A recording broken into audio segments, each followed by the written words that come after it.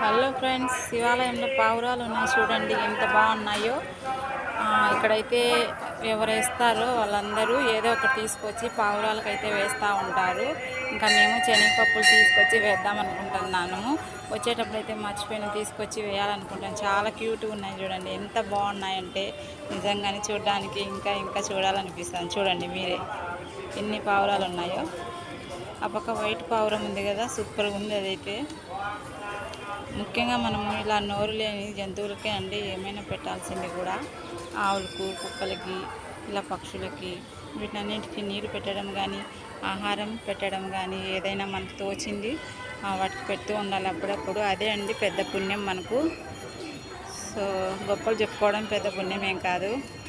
So ఇలాంటివి చేయడమే పెద్ద పని మనకు. చూడండి ఇంకా చాలా ఉండే